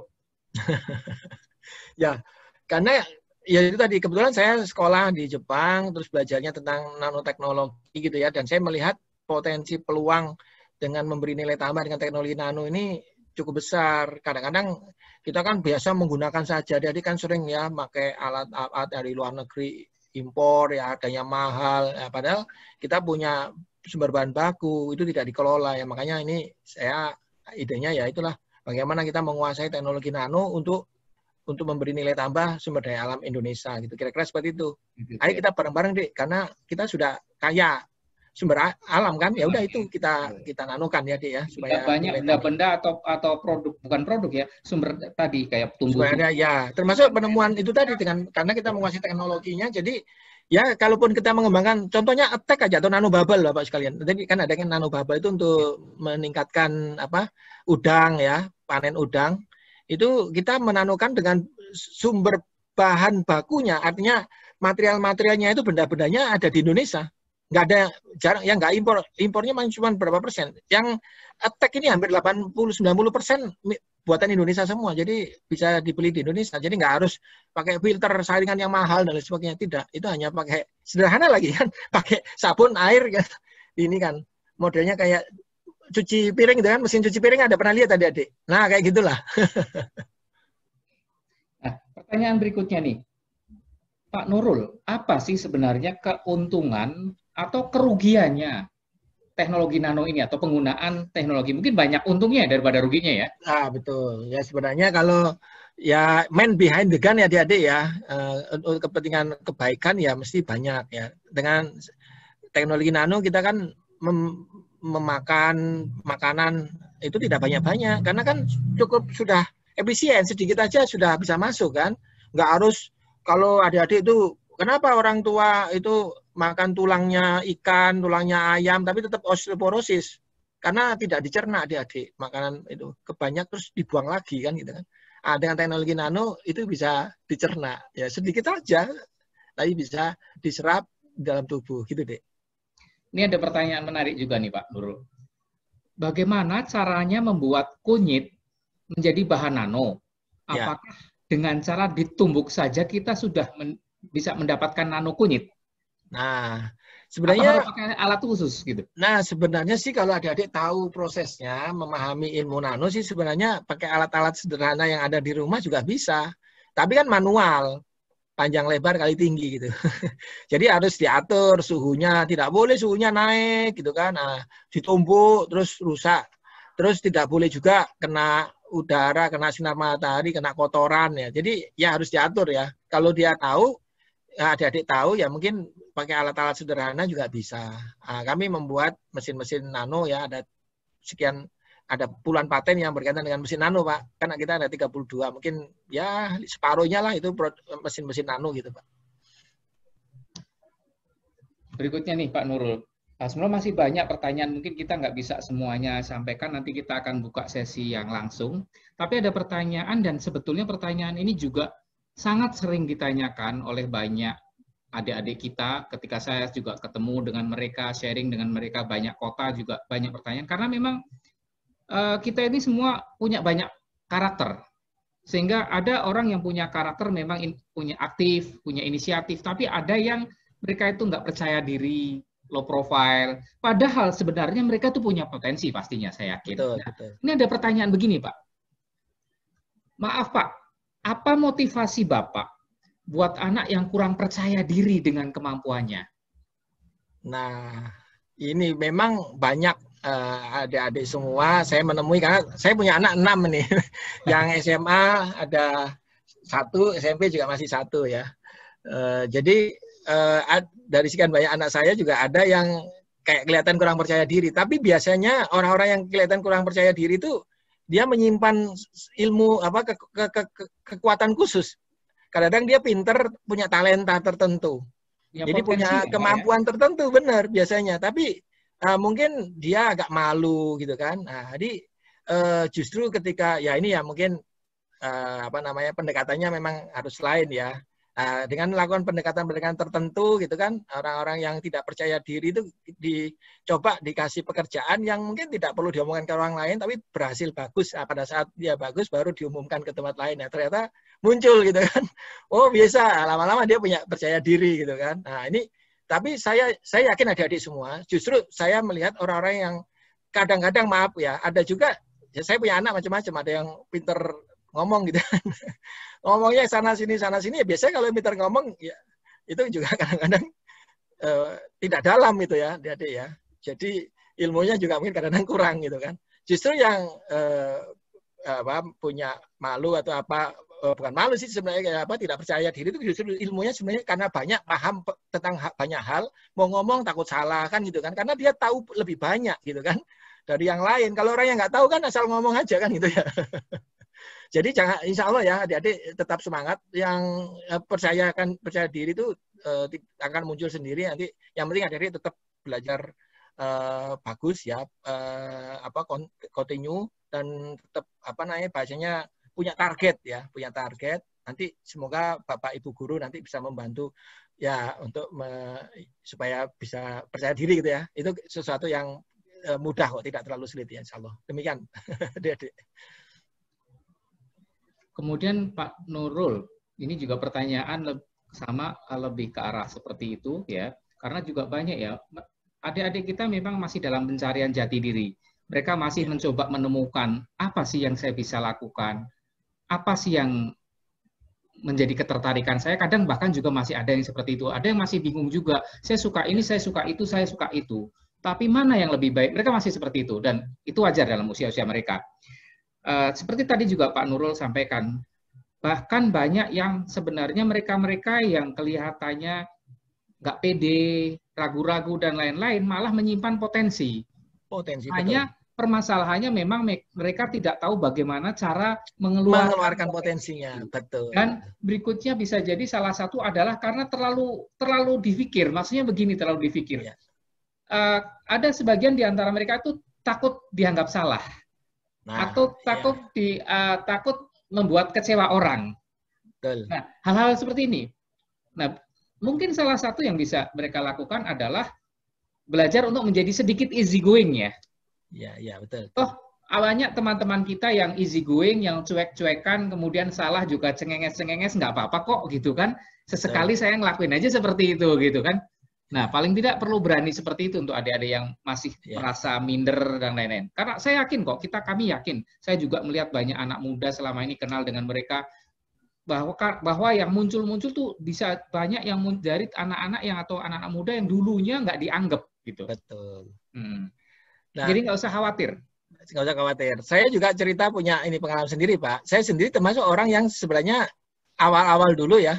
Nggak seperti itu juga. Saya kadang-kadang bukan malas ya, mau ngomong takut salah juga gitu kan di awal-awal gitu. Tapi lama-lama ya mengikuti ngeliat seperti yang Bapak sampaikan, Pak Mas Sigit sampaikan. Ternyata salah sedikit, orang itu salah juga nggak apa-apa gitu ya. Coba aja lah ya gitu. Jadi santai aja gitu ya. Okay. Tapi intinya buat adik-adik sekalian, seandainya pun kalian sekarang masih merasa minder, masih merasa nggak percaya diri, tapi tetap kalau bagi kami sarankan adalah apa yang Anda ingin lakukan, apa yang sedang Anda tekuni, tetap jalanin aja. Nah, itu betul. Saya mau nyampaikan lagi, tadi malam saya mengisi tentang technopreneurship ya, untuk ini adik-adik. menjadi punya 1 miliar pada usia sebelum 40 ya. Itu salah satunya memang bagaimana hobi passionnya adik-adik ini itu diidentifikasi dan kemudian itu dijadikan sebagai kekuatan. Nah, kalau sudah adik-adik itu bisa menemukan passion atau hobinya itu udah jadi kekuatan, gagal berkali-kali pun adik-adik ya senang, menjalankan kan dengan senang gitu kan. Ah, nggak apa-apa, aku nggak nyoba lagi lah, itu namanya hobi itu. Nah, itu adik-adik coba dari pilihan-pilihan kegiatan atau apa yang disukai adik-adik, mana sih yang membuat saya senang gitu ya. Oh, ternyata saya senangnya di sini. Oh, ini hobi saya berarti ini ya. Nah, disitulah adik mungkin diperkuat ya di situ. Dan itu pemilihan tadi kan, pemilihan, dan kemudian mungkin bisa tentunya disajikan arahan juga dari Bapak Ibu guru gitu ya. Saya pikir, dan dengan teman-teman tentunya kalau bisa dengan teman-teman bagus ya, dijadikan bikin teamwork gitu kan. Ya. Nah, mungkin itu. Makasih.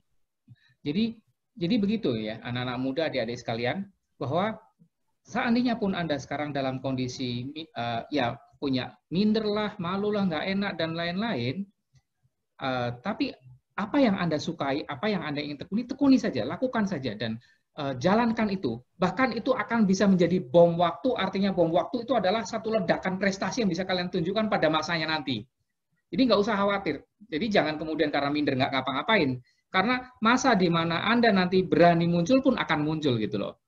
Nah, kemudian juga tadi ada Pak Nurul bilang tentang kalau gagal ya ulangi lagi. Ya memang seperti itu. Jadi banyak yang merasa ketika kegagalan, ada isi kata-kata gagal. Padahal kita itu sebenarnya level-level kita belum level-level gagal. Level kita itu hanya baru level mencoba, belum berhasil, mencoba, belum berhasil, begitu terus. Gagal itu hanya kembali ke titik awal aja. Nah, jadi nggak perlu saat ini berpikir tentang kata gagal. Saya tambahkan, Pak. Tahu nggak adik-adik Thomas Alva Edison? Apa tulisan quote-nya mereka? Saya melakukan kegagalan lebih dari 1000 kali, bahkan 10.000 kali. Dan besoknya saya datang lagi dengan membawa satu lagi. Gagal lagi, besoknya lagi saya datang lagi dengan membawa satu lagi. Jadi kegagalan Thomas Alva Edison itu sudah lebih dari 1000 kali adik-adik. Adik-adik ini baru 1 kali gagal atau baru mau gagal aja sudah takut gitu ya. Nggak usah takut dengan kegagalan. Kegagalan itu adalah kesuksesan yang tertunda adik-adik. Jadi santai aja. Makanya saya tadi bilang itu kalau passion, kalau gagal juga nggak apa-apa, santai. Biasa aja kalau masih muda ya biasa. Jangan sampai umur 70 tahun gagal. Wah, itu bahaya adik-adik. Kalau sekarang adik-adik gagal nggak apa-apa. Ya, orang masih muda biasa lah nyoba sana, nyoba sini gitu ya. Membikin apa nggak ada masalah. Justru eksplorasi. Dengerin Jack Ma, pernah adik-adik Jack Ma ya. Pemilik Alibaba.com, orang terkaya di dunia juga termasuk ya, salah satunya ya. Itu apa ya kata beliaunya? Umur 20, ya semua umur 25, sebelum umur 25, berbuat many mistake, buat macam-macam kegagalan, kesalahan-kesalahan, bikin aja nggak apa-apa, nggak usah takut. Nah, nggak usah takut gagal di umur 20, di bawah 25 tahun. Ya memang harus mencoba, hidup ini harus dicoba gitu kan. Nah, begitu adik-adik, jangan takut gagal ya. Kecuali kalau sudah tua, jangan, maaf ya. Kalau kayak saya ini nggak boleh gagal adik-adik ya. Kalau adik-adik masih muda, santai aja, masih banyak waktu gitu kan. Itu belajar, kegagalan dari bagian dari pembelajaran adik-adik ya. Santai aja, lanjutkan terus ya. Oke, baiklah. Pak Nurul, ternyata nggak sengaja udah tanpa terasa sudah hampir jam 3 nih, 1 menit lagi. Kita minta 1-2 orang deh untuk bertanya langsung ya Pak Nurul ya. Boleh ya, masih ya? Boleh, silakan. Nah, 1-2 orang, Anda sudah bisa saya unmute, jadi yang mau bertanya silahkan secara langsung buka unmute dan sebutkan nama. Ini ada Revi ya? Silahkan. Assalamualaikum warahmatullahi wabarakatuh. Waalaikumsalam warahmatullahi wabarakatuh. Sore, Pak. Silahkan Revi. Pak, saya kan tadi kan kata politikus luar negeri, Indonesia itu kan akan berkembang 10 sampai 15 tahun ke depan. Ya. Sedangkan sekarang aja yang seperti saya lihat ini generasi mudanya itu kayak malah terjerumus dengan asyiknya bermain game. Bagaimana cara merubahnya Pak agar pola pikir mereka bisa mengembangkan suatu yang berguna gitu untuk semuanya.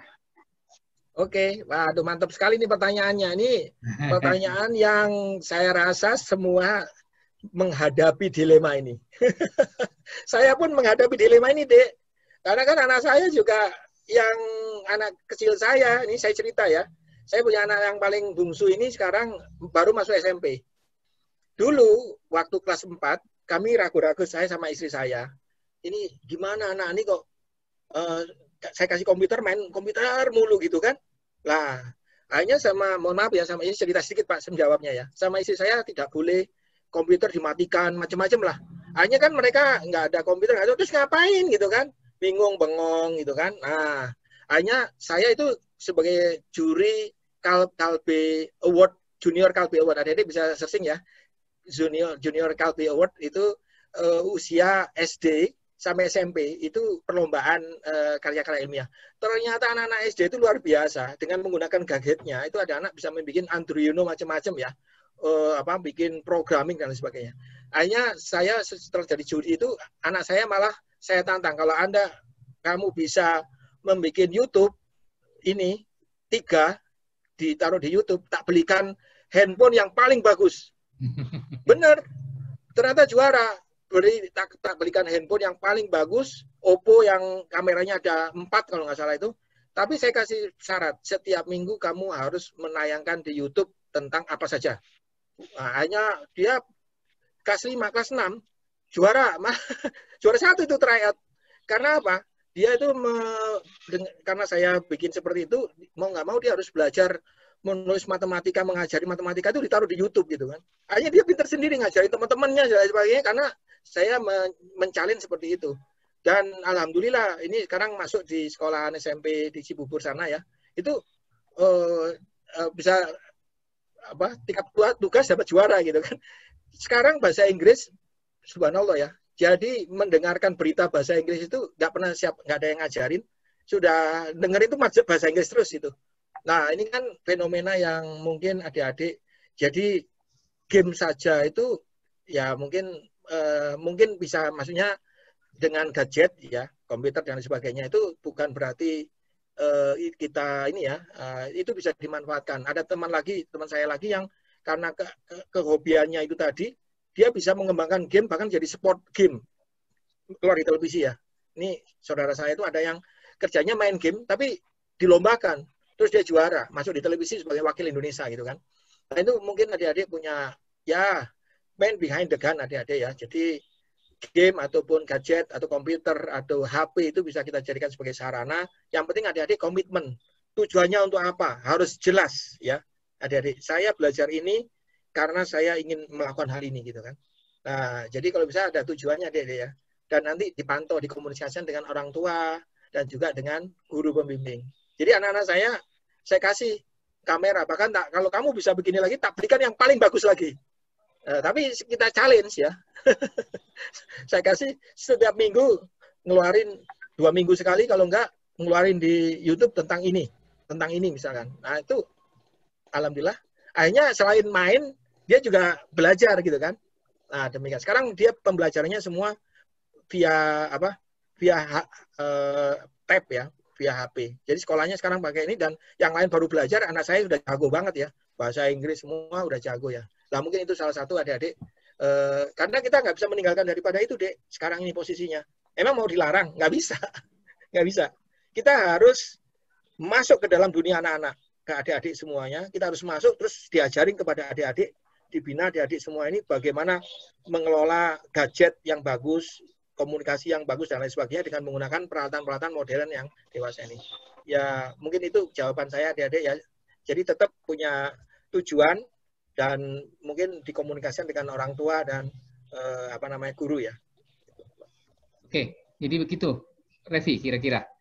Pak, makasih ya. Ya. Untuk satu lagi tadi Pak, pertanyaan Indonesia maju 10 tahun lagi ya, itu apa adanya benar adik-adik? Kemungkinan besar karena sekarang pun Indonesia sudah nomor 14 di dunia.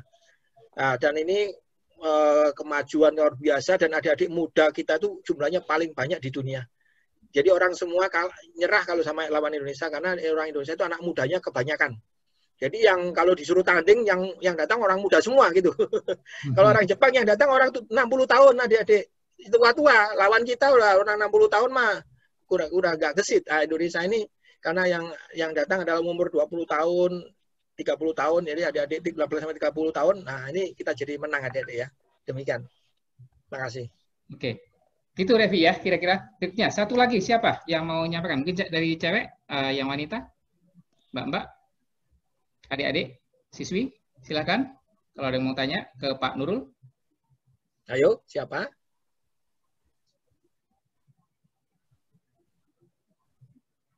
Cukupkah?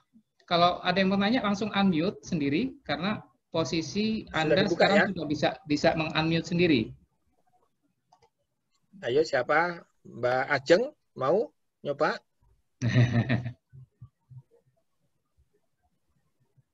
Cukup nih mungkin sepertinya karena memang materinya tadi sangat lengkap, saya lihat cukup memberikan inspirasi ya, dan kita antusias sekali melihat adik-adik ini juga sampai terakhir mencermati dan juga mencermat ya, saya kira juga menyimak semua yang paparan dari Pak Nurul tadi. Saya sendiri juga ikut jadi belajar banyak nih, ternyata teknologi nano itu luar biasa, bahwa kita itu punya banyak bahan baku yang bisa dikembangkan untuk menjadi nilainya lebih bertambah. Kayak tadi cerita tentang apa tadi? Kunyit atau apa tadi yang kilo itu kan? Nah, kulit manggis. Kulit manggis ya. Jadi benda-benda yang mungkin selama ini masih tidak bermanfaat, hanya dengan sedikit polesan, ya, dengan sedikit teknologi yang sebenarnya kita juga sudah memiliki dan kita bisa kuasai, itu akan menjadi benda yang mempunyai nilai tambah atau nilai jual lebih besar lagi.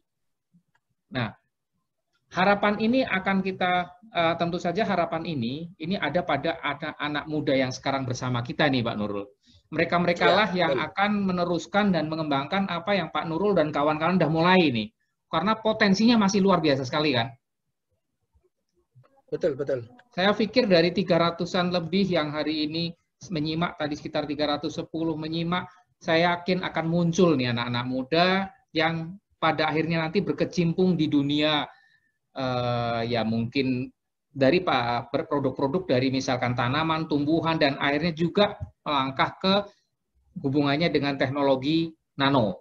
Nah, pada saat itulah mungkin mereka akan mencari Pak Nurul. Pak Nurul, tolong saya, bantu saya. Oke, jadi seperti itu kira-kira Pak Nurul. Siap. Hati-hati ya. Oke, Pak Nurul, udah jam 3. Sebelum kita tutup, bagaimanapun juga waktu itu selalu berjalan dan kita tetap harus mengakhiri dari sebuah acara. Sebelum kita tutup, mungkin saya ingin mendapat sedikit pesan atau kami ya, bagaimana Pak Nurul berikanlah pesan pada adik-adik kita, anak-anak muda ini, ya, agar mereka juga bisa lebih semangat, lebih optimis, dan bisa menemukan di mana passion saya, di mana talent saya, di mana bakat saya, dan tentu saja mereka menjadi berani untuk menghadapi tentu tantangan-tantangan yang akan mereka temui dalam perjalanan, karena pasti itu banyak akan mereka temui. Pak Nurul, monggo silakan. Adik-adik semua ya, ini di masa pandemi COVID ini kan kebiasaan kita kan berubah adik-adik ya. Adik-adik sekarang mungkin tidak diwajibkan datang di sekolahan ya kan, tapi diminta di rumah. Dan mungkin dengan berbagai macam kesusahan kita mungkin ya mencari internet dan lain sebagainya, terus kemudian kita ikut. Nah, berbagai macam, dan di situ kita punya kesempatan adik-adik ya, dengan keluarga, dengan apa, kita bisa melihat lebih dalam, lebih jernih adik-adik ya, untuk apa sebenarnya yang sedang kita butuhkan ya. Ini maksud saya, mari kita coba kondisi yang ada nih coba kita ramu ya, kita coba perdalam lagi. Mungkin di situ ada peluang-peluang baru ya. Mari kita tetap semangat ya, belajar. Sekarang kita bisa menggunakan internet dengan baik. Mungkin dulu kita malah justru internet hanya kita gunakan untuk main game. Nah, sekarang dengan adanya COVID ini, ternyata internet juga harus dengan internet kita harus bisa belajar ya. Justru kesempatan kali ini adik-adik bisa belajar memaksimalkan sumber ilmu pengetahuan. Kalau dulu sumber ilmu pengetahuannya ada di sekolah saja oleh guru. Kalau guru tidak mengisi, mohon maaf ya. Jangan cuma segitu. Sekarang sumber informasi, sumber gurunya itu adalah internet. Semua ada. Coba adik ke geng, semuanya itu ada semuanya. Nah, ini kesempatan untuk adik-adik itu berkembang lebih cepat, lebih banyak, dan lain sebagainya. Tentunya nanti dengan arahan dari Bapak, keluarga, Bapak Ibu ya, terus kemudian guru, ini akan menjadi sebuah potensi yang bagus adik-adik. Jadi sekarang mungkin tadi yang pertanyaan terakhir menurut saya itu adalah sangat ini sekali inspiratif banget ya pertanyaannya. Jadi gadgets yang ada di depan kita ini sekarang bisa kita maksimalkan untuk kita belajar. Jadi tidak gadgets kita atau komputer kita tidak hanya untuk main game saja, tapi bisa untuk belajar dengan itu maha guru ya. Maksudnya di apa saja ada di situ. Adik mau jadi apa sekarang? Mau belajar apa? Tinggal searching, tinggal ini. Kalau dulu di sekolah bingung belajar, nanya ini ke nanya siapa ya? Belum tentu guru ini belum tentu bisa, karena kan pertanyaan macam-macam. Nah, sekarang apa ada yang inginkan, apa yang bisa ini bisa di searching di internet. Dan adik bisa belajar semua di situ. Kuasai itu semuanya adik-adik ya. Ini pesan saya. Insya Allah 5-10 tahun lagi kalau adik-adik sekarang bekerja dengan baik, belajar dengan tekun, milik adik-adik 5-10 tahun lagi. Insya Allah Indonesia ini akan jadi miliknya adik-adik semuanya. Demikian adik-adik, sukses semua. Sukses semua. Luar biasa pesan terakhir dari Pak Nurul yang bahwa semoga 5-10 tahun lagi Indonesia akan menjadi milik Anda semua ini adik-adik semua. Oke, baiklah anak muda. Kita harus tetap waspada dengan kondisi pandemi COVID saat ini yang masih sangat berisiko. Anda semua juga harus tetap waspada, harus hati-hati, jaga protokol, tetap jalankan 3M, menggunakan masker, menjaga jarak, dan selalu membiasakan mencuci tangan dengan sabun, bersihkan tubuh, jaga jarak, pakai masker. Selalu ini laksanakan setiap hari. Dan tentu saja, adik-adik sekalian, seperti tadi sudah disampaikan, dalam masa-masa seperti ini, kita bahkan harus melakukan lompatan-lompatan, harus melakukan terobosan, sementara mungkin orang lain, teman-teman lain lagi kebingungan, mereka lagi nyantai-nyantai, nggak sekolah malah pada santai-santai, kita harus melakukan kegiatan yang produktif, karena kita harus berlari dahulu sebelum yang lain pada berlari. Jadi kami berharap adik-adik dengan mengikuti dialog-dialog hari ini juga Anda bisa mendapat inspirasi dan mulai bergerak. Apapun yang ingin Anda lakukan, lakukanlah. Mulailah terus, jalankan terus. Bikinlah target. Oh iya, saya lagi latihan, saya lagi baca buku, harus 3 hari selesai misalkan. Saya lagi belajar gitar, kalau bisa dalam 1 bulan saya udah ngapalin sekian lagu misalnya. Bikinlah target. Didik diri kalian dengan cara kalian. Kalau Anda mampu melakukan itu, maka Anda siap menjadi juara dalam kehidupan di masa datang. Nah, adik-adik sekalian, tetap bergerak, tetap optimis, dan tetap semangat. Tapi juga jaga, patuhi protokol COVID-19, 3M. Memakai masker, menjaga jarak, dan mencuci tangan dengan sabun. Baiklah adik-adik sekalian, dan Pak Nurul, dan juga Pak Atori, dan juga staf-staf yang lain, saya kira waktunya sudah cukup panjang, 1,5 jam, dan kita tetap bagaimanapun harus tutup, dan karena itu saya akan tutup acara ini pada saat ini, dan kemudian saya ucapkan terima kasih pada Pak Nurul atas waktunya, dan juga terima kasih pada Pak Atori dan para staf sekalian, dan juga terima kasih pada adik-adik sekalian yang menyimak acara ini, kegiatan ini, dialog ini dengan sampai akhir acara. Dan semoga acara ini atau kegiatan ini memberikan manfaat buat kita semua. Dan buat saya tentu saja juga saya belajar banyak hari ini dengan Pak Nurul. Dan tentu saja buat saya memberikan manfaat. Jadi semoga memberikan manfaat buat kita semua. Dan sampai jumpa pada acara dialog-dialog berikutnya. Jika ada salah kata, mohon maaf. Dan wassalamualaikum warahmatullahi wabarakatuh. Terima kasih. Waalaikumsalam warahmatullahi wabarakatuh. Terima kasih Bapak. Dan jangan lupa adik-adik, akan ada beberapa dari Anda nanti terpilih mendapatkan tulisan khusus produk nanoteknologi. Pak, terima kasih. Terima kasih Pak. Terima kasih Pak. Sayonara. Sayonara. Terima kasih Pak.